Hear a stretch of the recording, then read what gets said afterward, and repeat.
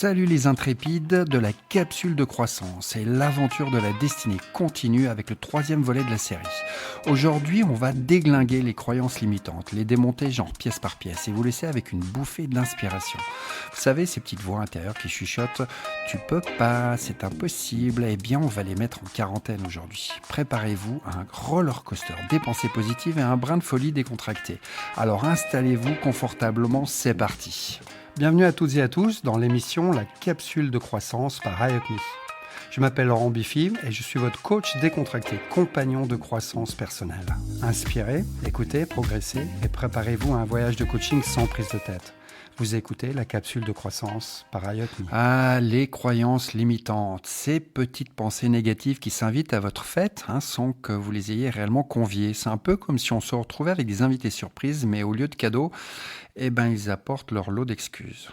Imaginez-vous coincé dans un labyrinthe de croyances limitantes, à jongler avec des excuses du genre « je peux pas perdre de poids parce que les aliments sains coûtent le PIB d'un petit pays et que le sport nécessite une machine à remonter le temps ». Maintenant, que faire quand votre cerveau est encombré de ces pensées restrictives ? Alors c'est là que la réorganisation est nécessaire, un peu comme jouer à Tetris avec votre emploi du temps. Éliminer les dépenses inutiles, parce que qui a vraiment 2-3 abonnements à des services de streaming ? Adopter des habitudes plus saines, comme manger des légumes au lieu de succomber à la tentation du fast-food. Donc voilà, une bonne piste d'exploration et de commencement. Et voilà, comment est-ce que ces croyances limitantes peuvent aussi jouer les troubles faits dans nos accomplissements ? Sans diplôme, je suis condamné à une vie de salaire de misère. Alors c'est ce qu'on dit. Mais bon, soyons sérieux, c'est comme refuser de danser à une fête parce que vous avez oublié vos chaussures de danse. Alors comment est-ce qu'on va faire pour se sortir de cette spirale infernale ? Pourquoi ne pas envisager de retourner sur les bancs de l'école tout simplement ? Demander une promotion, trouver une entreprise qui vous paiera enfin ce que vous méritez. Lancer votre start-up. Devenir le nouveau ninja des sources de revenus additionnels. Voilà. On pourrait imaginer ça. Les croyances limitantes sont sournoises. Elles se cachent derrière des masques d'excuses, des peurs et parfois même de perfectionnisme. Si vous êtes en mode détective, posez-vous ces questions pour démasquer ces saboteurs mentaux. Donc, comme d'habitude, avant de continuer, important. Dans la description de cet article, je vous mets le lien de la transcription de cet épisode avec tous les exercices pratico-pratiques que vous pouvez faire tranquillou bilou chez vous. Allez, vous êtes prêts ? Allez, on y va, on commence. Donc, j'imagine que vous êtes bien installé tranquillement, que vous avez booké un rendez-vous avec vous-même et que tout est en mode « je suis prêt, ouvert d'esprit ». Parce que là, on va démarrer le truc avec 10 questions fondamentales que vous devez vous poser. Allez, on commence avec la première. Quelle règle est-ce que je suis et limite mes capacités ? Alors, exemple, pour réussir, je dois rester fidèle à mon entreprise jusqu'à la retraite. Mais qui aurait pensé que réussir implique une monogamie professionnelle ? Peut-être que le secret de la réussite est caché dans la machine à café du bureau. Si nous la quittons, nous perdrons automatiquement la clé du succès. Oh, les règles du jeu professionnel, plus étranges que la fiction. Voilà pour la première question. On passe à la deuxième. Quelle pensée récurrente m'empêche de réaliser mes rêves ? Alors, encore une fois un exemple, je n'ai pas assez d'argent pour lancer ma propre entreprise. C'est un peu comme si nos ambitions entrepreneuriales étaient en proie à une pénurie de billets verts. On dirait que notre cerveau est un banquier grincheux qui refuse d'être prêt à nos idées brillantes. Ou alors peut-être que nos rêves sont en train de faire la queue devant la banque, mais que le guichet est toujours fermé. Et qui aurait pensé que les rêves ont besoin d'une carte de crédit ? Alors désolé, rêve, le paiement est refusé, pas assez de fonds imaginaires. Donc, Ensuite vient la troisième approche et la troisième question. Quel raisonnement inutile est-ce que je pratique vis-à-vis de mon engagement envers cet objectif ? Alors un exemple, j'arriverai jamais à obtenir le financement nécessaire aux frais de démarrage de ma start-up. Alors bon, c'est un peu comme dire, comme si le financement était un secret gardé par les licornes dans une caverne mystérieuse. On dirait que mon cerveau a décidé de s'organiser une grève de la confiance en soi. Désolé, chef d'entreprise en herbe, mais le crédit pour le lancement de ta start-up a été refusé par le comité secret des lutins financiers. Rien que ça. Ensuite de ça vient la quatrième approche et la quatrième question, les clichés. Ces perles de sagesse qu'on balance comme des confettis d'auto-apitoiement. Alors voilà quelques exemples. Personne n'est parfait. Voilà, on connaît cette phrase, hein, comme si on devait tous concourir pour le titre de Monsieur ou Madame impeccable. Alors excusez-moi, mais j'ai pas reçu une médaille d'or en perfectionnisme à la naissance. Meilleure chance la prochaine fois. Ah bah super, trop bien. La vie est-elle un jeu de société où je peux simplement rejouer si je fais un lancer raté? Quelqu'un a oublié de me donner les règles complètes. On fait ce qu'on peut avec ce qu'on a. Ça, c'est aussi une grande phrase, hein. Ah, le refrain du débrouille-toi avec ce que t'as. Comme si la vie était une recette où je dois jongler avec les ingrédients en espérant que ça finisse pas en catastrophe culinaire. Moi, j'adore la bouffe, excusez-moi, je suis vraiment désolé. Eh, existence, tu pourrais peut-être livrer un peu plus d'ingrédients de première qualité la prochaine fois, tout simplement, non? Ouais, ouais. 5. Ah, les mythes culturels, ces petits farceurs qui prétendent être des experts en recrutement. Prenez cette pépite par exemple. J'ai pas la bonne éducation, la bonne apparence, la bonne expérience pour réussir à faire ce travail. Alors bon, comme si la réussite professionnelle était réservée aux diplômés d'une école de sorcellerie avec une beauté digne d'un défilé de mode à Perpignan et une expérience plus longue que la liste des courses de ta grand-mère. Alors, excusez-moi, mais j'ai pas vu ces critères sur la description de poste. Alors, cher employeur, si vous attendez une licorne diplômée avec une expérience de 100 ans, je crains que votre poste reste tout simplement vacant jusqu'à la fin des temps, hein. En 6, et les normes et autres standards s'étirant du comment faire. Est-ce qu'il y aura qu'une seule bonne manière de faire les choses dans ce monde? Je sais pas. C'est comme croire qu'il n'y a qu'un seul parfum de crème glacée valable. Alors désolé monsieur, hein, vous pouvez pas manger autre chose que de la vanille. Les autres saveurs sont strictement interdites. Voilà, c'est comme ça et pas autrement. Je sais pas pour vous, mais moi personnellement, je préfère avoir une variété de saveurs dans ma vie, que ce soit dans ma crème glacée ou dans mes méthodes de travail. Vive la diversité des approches et que le monde soit un buffet à volonté d'idées et d'innovations, enfin. Que diable! Allez, on passe à la suite. En 7, les valeurs. Et parmi celles-ci, ces petits garnements qui se cachent dans les coins sombres de notre esprit. Est-ce que j'en laisse certaines saboter mes rêves? C'est un peu comme si mes valeurs faisaient une soirée pyjama et décidaient de faire du tapage pendant que je tente de réaliser mes objectifs. Ah ben non, je veux pas réussir, je préfère rester fidèle à mes valeurs malicieuses. Ouais, ouais. C'est peut-être le moment de rappeler à ces coquins qu'il est temps de faire une pause dans les farces et de me laisser avancer dans la direction du succès, avec ou sans leur approbation ludique, bien entendu. En 8.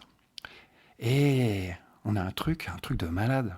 Vous connaissez les comportements autodestructeurs? Ah bah ouais, c'est le moment où je me lance dans une danse avec le diable du fast-food après avoir juré fidélité à la salade. Et ouais, c'est un peu comme se dire non. Ensuite, s'envoyer un texto disant eh ben peut-être juste une petite morsure, hein, à ma résolution. Eh ouais, oh, céder aux demandes des enfants après un non ferme. C'est comme jouer à cache-cache avec la cohérence. Ne crie pas enfin Gérard. Eh ben non, ça marche pas comme ça. Mes comportements autodestructeurs sont peut-être des petits ninjas malicieux qui veulent rendre ma vie intéressante. Mais peut-être, juste peut-être, il est temps de s'envoyer en vacances et de faire place à des habitudes plus constructives, s'il vous plaît. En 9, les histoires que je me raconte, ces grandes, belles histoires que je me raconte, hein, les petits scénarios mentaux qui jouent dans ma tête comme une comédie dramatique, mais qui aurait pas de fin du coup là. C'est un peu comme un film où le personnage principal, ben moi du coup, hein, se met en mode je pourrais jamais faire ça parce que trois petits points, hein. C'est un genre de thriller psychologique avec des rebondissements émotionnels et des dialogues internes dignes d'un Oscar.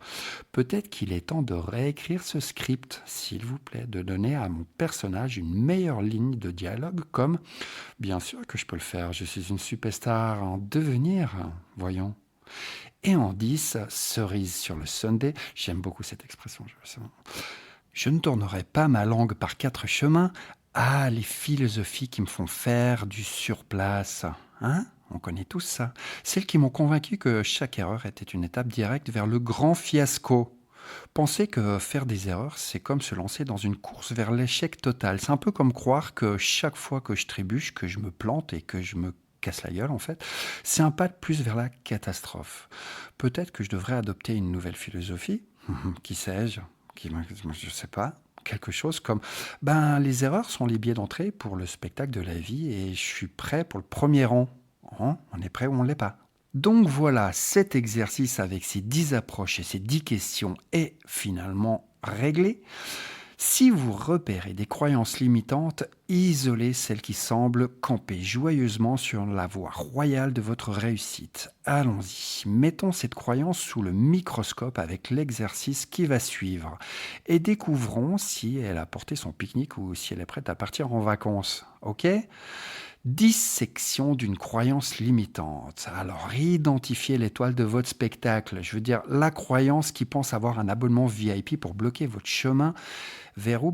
Vers le succès. Maintenant, faisons-la se déguiser et jouons un cache-cache avec elle grâce à cet exercice délicieusement introspectif.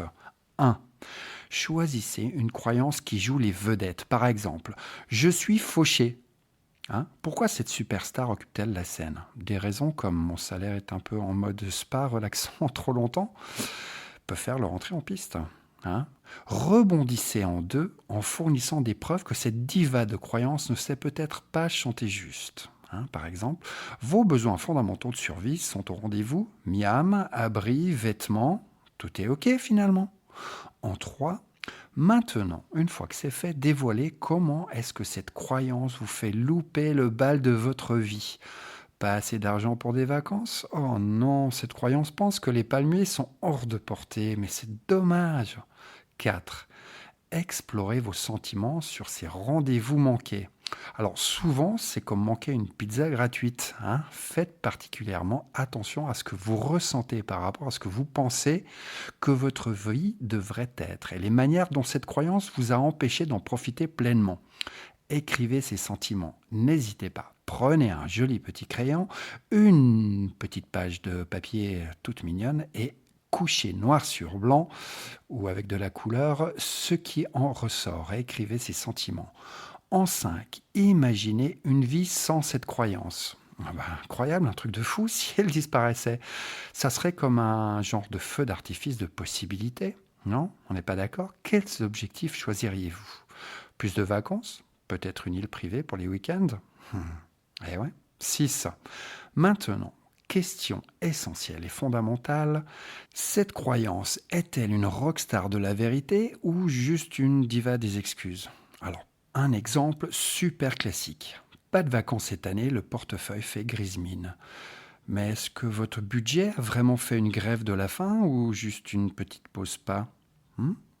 En 7. Alors imaginons que votre budget soit un terrain de jeu et la croyance limitante est une piñata prête à éclater. Plutôt que de jouer au jeu je suis super fauché, envisageons une partie de Monopoly grandeur nature où chaque coin de rue peut devenir une opportunité financière. Et si, au lieu des dîners au restaurant, vous organisiez des pique-niques gastronomiques dans votre salon? Genre pique-nique à la maison. Non seulement, c'est économique, mais vous pouvez aussi porter votre plus belle tenue de pyjama. Ouais, c'est très bien aussi. Ouvrir un compte épargne dédié aux vacances, c'est comme créer un compte secret dans le monde magique des Gringotts pour vos escapades moldues. Ouais. Et la mauvaise habitude coûteuse, qu'est-ce qu'on en fait? Pensez à elle comme une vieille chaussette trouée. Vous avez peut-être du mal à vous en séparer, mais une fois que c'est fait, vous vous demanderez pourquoi diable vous l'avez gardée aussi longtemps. Alors, les vacances coûteuses, c'est bien, mais les alternatives économiques, c'est comme trouver un trésor caché dans votre jardin. Camping, randonnée, visite à des amis qui auraient pensé que le bonheur pourrait être aussi abordable. Eh ben non, c'est pas compliqué. Alors plutôt que de voir votre compte en banque comme une voie sans issue, imaginez-le comme une autoroute vers la liberté financière. Et n'oubliez pas, dans ce grand spectacle de la vie, c'est vous qui êtes la star. En 8.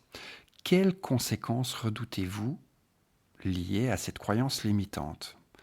Quelle est la situation la plus redoutable si aucune action n'est entreprise? Par exemple, je flippe à l'idée de me retrouver en mode stressé et déprimé, comme si je participais involontairement à un concours de Gloomlympic. Eh ouais. En 9, quelles sont les probabilités de voir le scénario catastrophe se matérialiser? Alors laissez tomber cette croyance limitante et mettez-vous en action.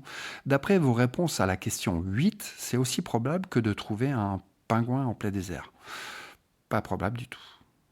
En 10, vous êtes prêt et enfin prêt à faire des galipettes avec la peur et à danser le doute, mais agir quand même. Toute transformation comporte des risques, on est bien d'accord. Mais si vous avez fait des calculs dignes d'un mathématicien fou, il faut oser pour passer du stade de la cacahuète au chef-d'œuvre. Alors, enfilez votre costume de super-héros de l'incertitude et battez-vous, s'il vous plaît, battez-vous avec acharnement pour une vie meilleure. Nous avons comment cette croyance limitante jongle-t-elle avec vos relations? Alors souvent, on joue au Mikado avec nos liens quand on reste coincé dans des idées farfelues. Avez-vous remarqué comment ça fait des claquettes dans vos relations familiales? C'est comme si une partie du temps que vous pourriez passer à resserrer les liens familiaux était transformée en une danse frénétique de frustration inutile. Pas vraiment le slow romantique que vous aviez en tête, hein? Allez. 12. Instant pour consigner cette croyance limitante super restrictive sur un bout de papier, puis emballez-la soigneusement dans une enveloppe scellée. Cette croyance dans un placard pour une semaine. Partez faire un tour et à votre tour, attribuez-lui une note entre 1 et 10. Alors 10 signifiant qu'elle est aussi envahissante qu'un voisin trop curieux et 1 indiquant qu'elle est aussi inoffensive qu'un chaton endormi. 13. Quel objectif brille comme une étoile rockstar parmi vos réponses à la question 6? Parmi toutes ces pépites d'ambition laissées en place à cause de votre croyance limitante, lequel fait, genre, le moonwalk dans la motivation de votre esprit? Ok, bon. 14. Trouvez ces 3 à 5 mini-exploits réalisables pour ridiculiser cette croyance en lui offrant des vacances bien méritées. Genre en mode super-héros anti-croyance, définissez quelques actions que vous promettez d'accomplir pour botter les fesses de votre objectif. Et n'oubliez pas de les inscrire dans votre calendrier super secret. On parle là de journal des gratitudes par exemple. Donc, une fois que vous avez débusqué les gardiens du pessimisme, vous êtes prêt à créer du tout nouveau régime de croyance. Un tout nouveau régime de croyance pour faire de l'ombre à vos pensées et pensées d'un autre millénaire, j'ai envie de dire. La mission, si vous l'acceptez, vous le devriez. Réalisez que vous menez un monologue intérieur plus sombre qu'une comédie romantique sous la pluie. Ou des comportements autodestructeurs dignes d'un ninja, de la négativité, genre badass, pas bon du tout, et ensuite jongler avec la manière dont vous discutez avec le maestro en vous-même. Plongez-vous dans de nouveaux scénarios qui répandent les vibes les plus positives possibles, comme un concert de Morchiba par exemple, ou Tricky, ou Portishead, pour celles et ceux qui connaissent. J'ai pas d'autres références actuelles, mais bon, on va passer avec ça. Les erreurs sont comme des confettis parsemant la route vers la sagesse. Ah, cette route vers la sagesse, longue ou pas longue? Mes choix sont les billets gagnants de la loterie du succès. Pas un numéro, mais vraiment la loterie à succès. Je suis plus énergique que mon cactus de bureau. Et tout aussi possible que des pingouins faisant du patin à roulettes. Ouais, c'est possible. Oui, c'est possible, j'en ai déjà vu. Maintenant que vous avez mis votre croyance limitante dans une enveloppe scellée comme un trésor bien gardé, profitez de cette aubaine pour devenir le super-héros de l'action. Jurez solennellement d'agir avant les dates limites que vous avez concoctées, répétant ces mantras mentaux positifs comme un DJ avec des platines de la pensée. Ouais. Et surtout, n'oubliez pas le petit détail super croustillant. Partagez ces croyances, les anciennes et toutes les nouvelles d'ailleurs, avec votre complice de responsabilité, celui qui vous maintiendra sur la piste pendant que vous jonglez avec vos pensées et comportements dignes d'une sitcom des années 90, 90. Ouais. Tout simplement les transportant à un show à grand spectacle de possibilités qui pourrait rivaliser avec un buffet de glace à volonté. Super, super gourmand. Donc, conclusion. Et voilà, les audacieux explorateurs de la pensée. On vient de déballer un épisode épique sur les croyances limitantes. Et franchement, moi je trouve que ça décoiffe. Alors, pas facile, il faut prendre le temps, on est bien d'accord, mais ça décoiffe. On a secoué nos pensées comme des cocktails bien agités. Et maintenant, moi je dis que c'est le moment de mettre le pied sur l'accélérateur de la conclusion. Alors, on a parlé de ces petites voix intérieures qui nous disent qu'on peut pas, qu'on n'est pas assez, tout ça, etc., etc. C'est des croyances limitantes, comme ces bagages en trop dans le grand road trip de la vie. Mais on est là pour les jeter par la fenêtre de la voiture et accélérer vers l'infini des possibilités. Allez, zou. Alors, si cet épisode vous a fait hocher de la tête en mode « Ah ouais, je vois ce que tu veux dire », partagez-le avec vos copains de l'aventure et bien sûr, laissez-nous vos pensées, vos réflexions, vos blagues, on adore aussi les blagues, dans les commentaires. Rappelez-vous, chaque croyance limitante qu'on envoie balader, genre va promener plus loin, c'est un pas de plus vers une version plus audacieuse, plus éclatante de nous-mêmes. Alors go, éclatez-vous, déchirez ces étiquettes autocollantes qu'on s'est collées sur le front et bim, et embrassez le génie qui est en vous. On espère que cet épisode a fait péter quelques verrous mentaux et que vous repartez avec un sourire oui, et une bonne énergie de feu. Restez s'il vous plaît curieux, restez audacieux et on se retrouve lundi prochain à midi. Eh oui, à midi comme tous les lundis à midi pour la suite de cette série d'aventures cérébrales. Prenez soin de vous les penseurs intrépides et moi je vous dis à la semaine prochaine. J'espère avoir titillé votre curiosité et en attendant, inspirez, écoutez, progressez. Vous écoutez la capsule de croissance par iUpMe. Je vous donne rendez-vous tous les lundis pour un nouvel épisode et en attendant, une bonne journée à vous.